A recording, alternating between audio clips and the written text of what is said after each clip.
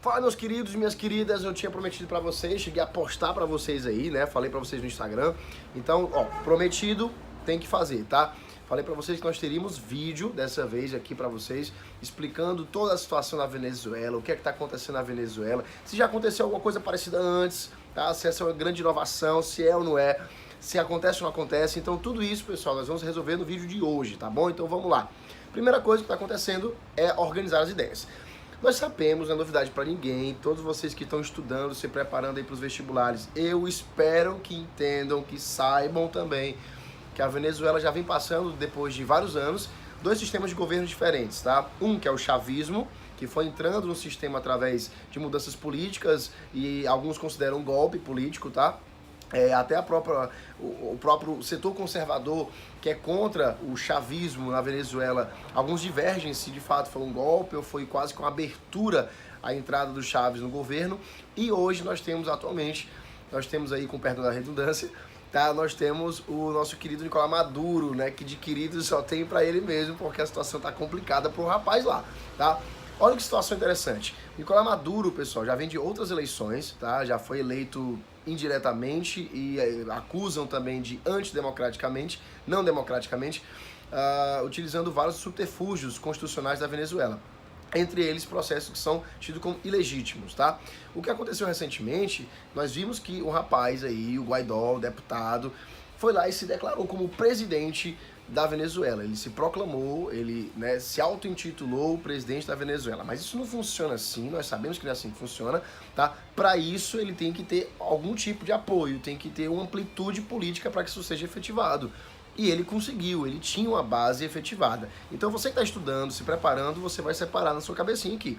De um lado você tem a Assembleia Constituinte, tá? Que é a coalizão política do próprio Nicolás Maduro, é o pessoal que aceita o governo dele e o apoia. A Assembleia Constituinte tá aqui no Google, tá jogando aqui na internet, aqui mexendo na internet, aqui jogando, estudando de boa, apareceu lá Constituinte, tu já Maduro, Nicolás Maduro, tá? E quando a gente fala de Assembleia Nacional, já tô falando de outra galera, outro processo, que é o pessoal da oposição ao Nicolás Maduro, tá? Então, quando a gente falar de oposição ao Nicolás Maduro, tô falando de Assembleia Nacional. Essa Assembleia Nacional não aceita o governo do Maduro, não aceita as decisões do governo do Maduro, não aceita os subterfúgios que Nicolás Maduro vem tomando para fechar cada vez mais o país, inclusive desrespeitando acordos internacionais, tá?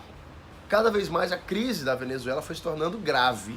E dentro dessa gravidade, recentemente, depois dessa frase, dessa arguição do Guaidó, quando ele disse que agora ele é o presidente, bases aliadas não aceitaram, tá? Inclusive houve um racha interno dentre os nacionalistas da Assembleia, disseram que não era ele que era para ter feito isso, alguns disseram que não aceitavam a posição dele, deveria ser feita de outra forma, a derrubada de Nicolás Maduro. Ou seja, não é tão simples assim como muitos de vocês pensam, de que tem gente que é a favor e tem gente que é contra. Não é tão fofinho assim, pessoal. A situação é bem mais complexa, tá? Um vídeo futuro para falar sobre, por exemplo, o governo de Israel, vocês vão perceber que lá eles têm 4 posições políticas, tá? Governos seculares e religiosos, direita e esquerda, que é bem mais complicado, é bem mais emaranhado. E a América Latina não é diferente. Nós temos um histórico também de lutas altamente complexas internas.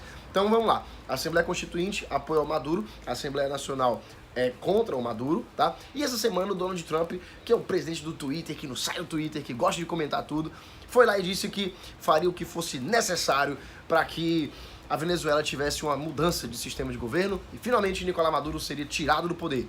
Quando ele disse isso, ele mandou um comunicado formal, Casa Branca e tudo mais. Mas, primeiro de tudo, lembrem-se que Donald Trump não está lá na sua melhor situação, não, rapaz. Donald Trump aí está passando por uma situação de acocho na sua garganta, o chamado shutdown, tá, do governo federal americano, desde o ano passado, de dezembro. É o maior shutdown da história dos Estados Unidos, ou seja, o governo federal não está funcionando. Funcionários estão sem salário, sistemas de governo federal estão paralisados, tá? A guarda costeira, a situação de imigração, várias categorias de serviço federal estão paralisadas, inutilizadas por enquanto. Isso está gerando um caos econômico, está gerando um caos político entre os republicanos e os democratas também, tá? Até porque eles têm uma paradinha lá do do budget, né, que é o orçamento nacional, que ele tem um destino específico para algumas coisas, eles chamam de Appropriation Bill, e quando não foi aprovado alguns recursos que o Trump queria para o muro, o famoso o muro do Trump, né, o Trump Wall, que eles chamam lá, aconteceu um problema, cara, porque se levantou várias questões aí de irregularidade de governo, inclusive acusando o Trump de situações irregulares demais, intoleráveis, a ponto de um impeachment. E aí, meu queridão, se Trump passar por um processo de impeachment, é um processo político que tirará o presidente dos Estados Unidos, que já aconteceu outras vezes, tá? Nós já tivemos outros presidentes americanos que sofreram com processos de impeachment, tá ok? Então, Trump também internamente precisa, tá, das atenções voltadas para a Venezuela. É uma jogada de geopolítica interessantíssima.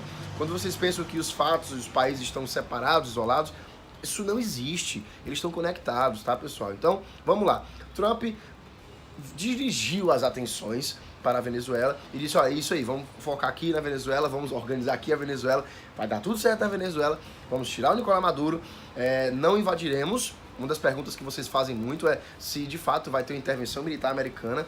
Acho pouquíssimo provável, tá? Porque mexe com situações diplomáticas da China, da Rússia, da União Europeia, e aí o Trump prefere não ter uma amplitude econômica maior do que de fato já está. Eu acho que ele não vai arriscar essa parada, tá bom?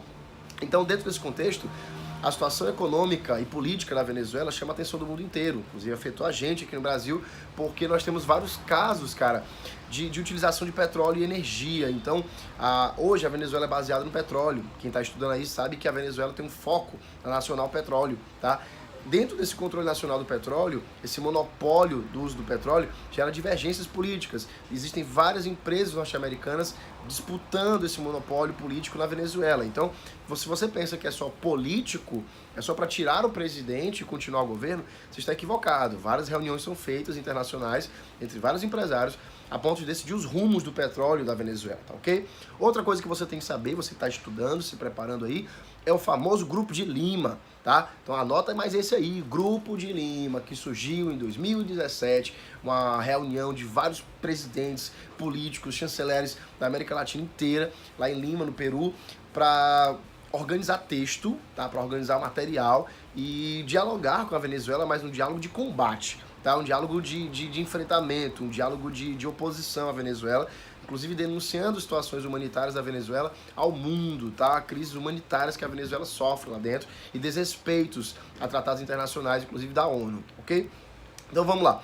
Esse Grupo de Lima tem uma divisão muito forte, ele forma uma oposição externa, né, de países de fora da Venezuela, para dentro, ou seja, é uma pressão que eles sofrem na Assembleia Nacional, que é dentro, a oposição interna contra o Maduro, e nós temos a de fora, que é o Grupo de Lima, que é um grupo maior, com vários presidentes, com vários líderes mundiais, combatendo as posições políticas e as decisões que estão sendo tomadas lá, dentro dos moldes constitucionais. Porém, é uma situação muito delicada, é uma situação que nós temos que aguardar os próximos capítulos, porque envolve soberania nacional, envolve interesses políticos e econômicos, envolve parcerias geopolíticas.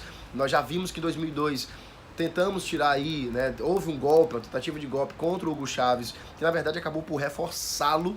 Ele acabou voltando com todo o gás e os americanos pagaram caro por isso. Foi uma situação que desgastou muito o governo americano.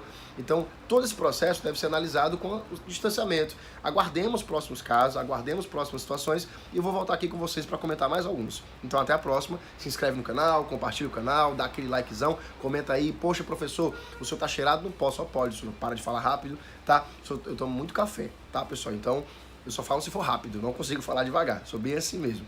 Deixa aqui o seu comentário, qualquer coisa, dúvida, deixa aí tudo, pessoal. Vamos interagir. Precisando, estamos aqui, estamos juntos. Professor Fernando Costa.